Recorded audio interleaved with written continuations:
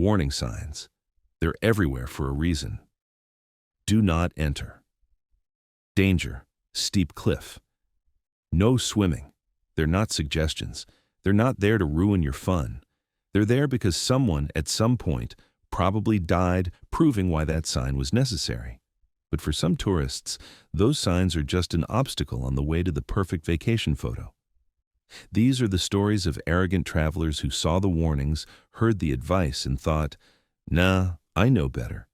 They climbed the fences, ignored the flags, and walked right past the barriers, all in pursuit of a thrill or a selfie.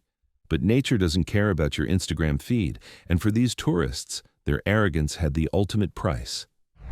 Case 1. Huang Lihong. Huang Lihong, a 31-year-old Chinese tourist, was on a guided tour with her husband Zhang Yong at the Ijen Volcano complex in East Java, Indonesia. The date was April 20th, 2024.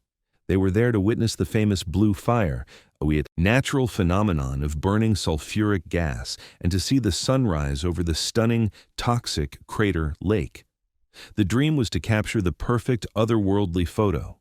The guide had led the group to the crater rim around 4 a.m. and explicitly warned everyone to stay in the safe zone, away from the crumbling, unstable edge.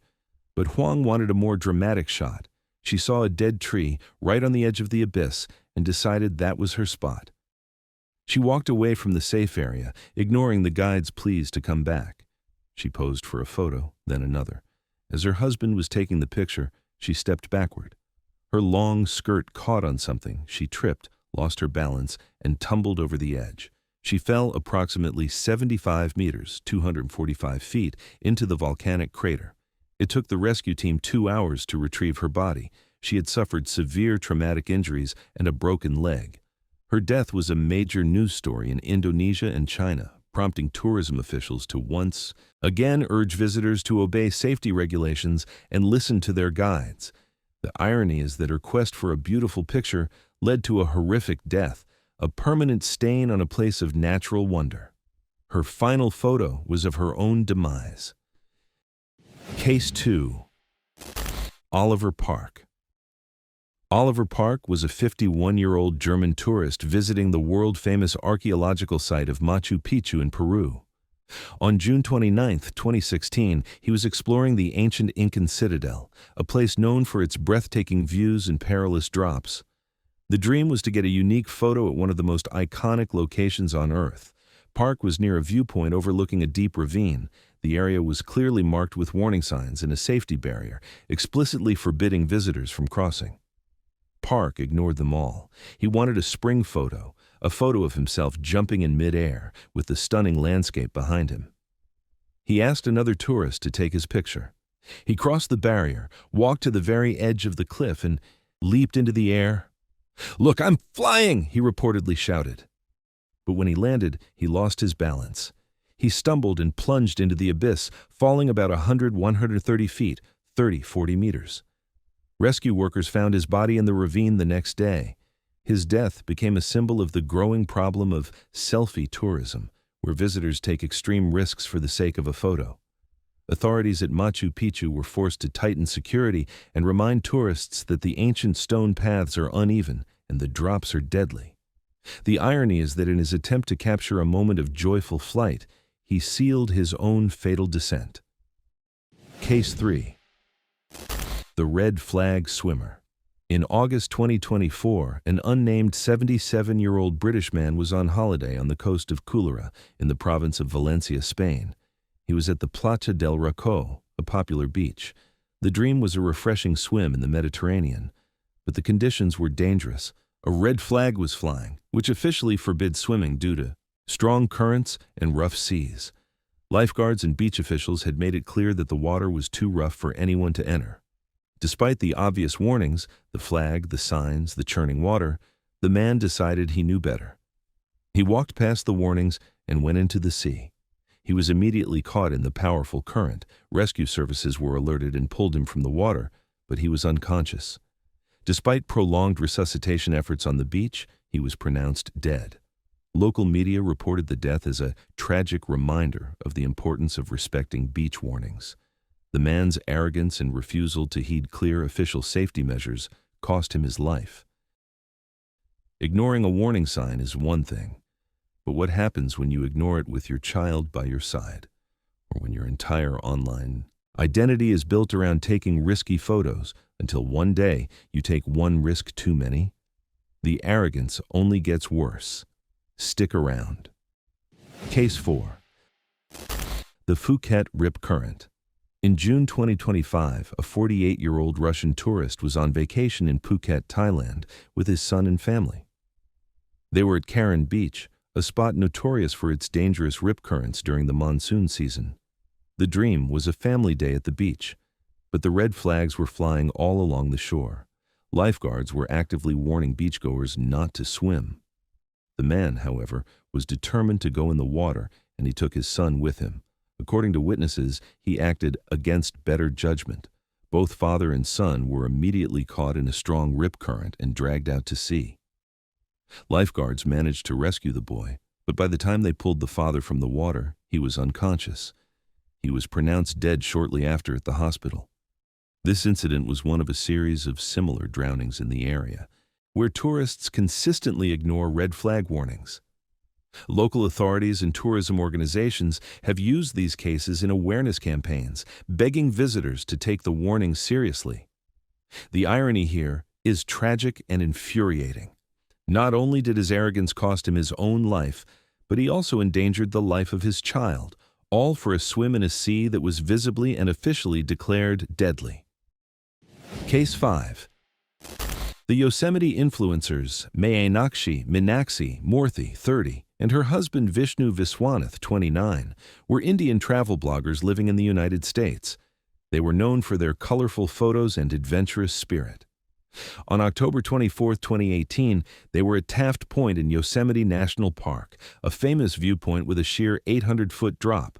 The dream was their entire lifestyle, capturing breathtaking travel photos for their blog and social media. Taft Point is known for its lack of railings, and park rangers constantly warn visitors not to get too close to the edge. The couple, however, built their brand on risky photos. In a chillingly prescient Instagram post, Meenakshi had written about the dangers of daredevil selfies, asking, "Is our life just worth one photo?" They set up their tripod near the edge of the cliff, likely to take a selfie as the sun set. No one saw them fall, but other visitors found their camera the next day. Park rangers used a helicopter and high-powered binoculars to locate their bodies in the valley below. An autopsy revealed they had alcohol in their system at the time of the fall. Their death became a global news story, a tragic and extreme example of social media-driven risk-taking. The ultimate irony is that they died doing the very thing they had publicly questioned. Their life, it turned out, was worth one last photo.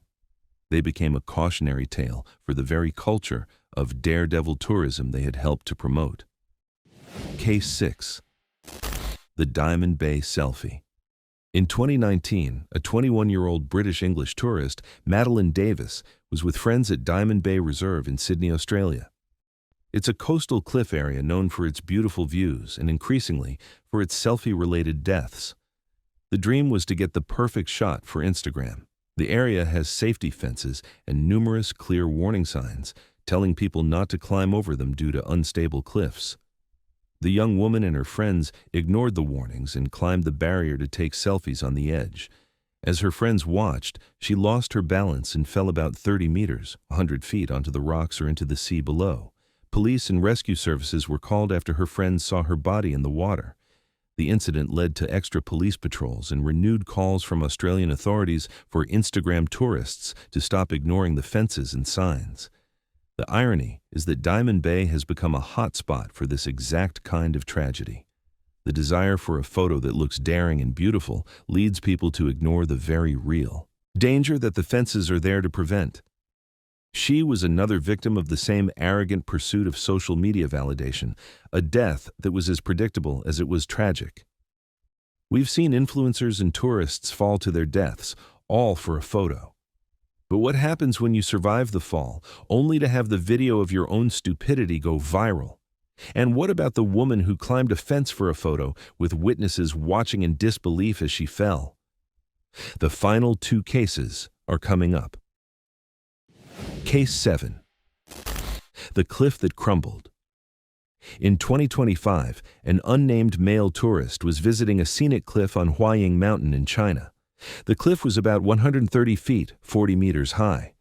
The dream was to create a viral video. There were warning signs along the path to the cliff edge, advising people not to leave the designated path because the rocks were known to be loose and unstable. The man ignored the signs and the physical markings. He walked right to the edge, phone in hand, filming himself for a selfie video. As he was filming, a section of the rock and ground under his feet gave way. He plunged down the cliff, falling about 15 meters, 50 feet, onto a ledge instead of the full 130 feet. Miraculously, he survived the fall, but he suffered significant injuries. The video of his fall, captured on his own phone, was later released and went viral, serving as a powerful warning against going over the edge for content. The irony is that he got his wish. He created a viral video, but it wasn't a video of his bravery or the beautiful scenery. It was a video of his own arrogance and near-fatal stupidity, a permanent record of the moment he ignored every warning and almost paid the ultimate price. Case 8. The Final Fence Jumper. Sometime around 2018 to 2019, a 31-year-old Australian woman, identified in some reports as Rossi, was visiting a popular cliffside lookout in Australia. The cliff was about 80 meters, 260 feet high. The dream, once again, was the perfect photo. The location had a safety fence and warning signs instructing visitors to stay behind the barrier due to the unstable cliff edge and the sheer drop. Rosie, like so many others, decided the best view was on the other side of the fence. She climbed over the barrier to get closer to the edge for photos and selfies. Witnesses saw her standing outside the railing. They watched in horror as she suddenly slipped and fell. She plunged more than 80 meters to her death. Her death was another in a long line of selfie deaths that have plagued scenic spots in Australia and around the world. Police and media emphasize that the barriers are there for a reason and that no photo is worth a life. The irony is that her death was entirely public and witnessed, a horrifying spectacle for those who saw it. She became another statistic in the global epidemic of tourist arrogance, a final fatal example of someone who ignored every warning sign. From the volcanoes of Indonesia to the cliffs of Australia, the story is always the same. A warning ignored, a barrier crossed, a life lost. These tourists weren't victims of unforeseeable tragedies. They were victims of their own arrogance, their own belief that the rules didn't apply to them.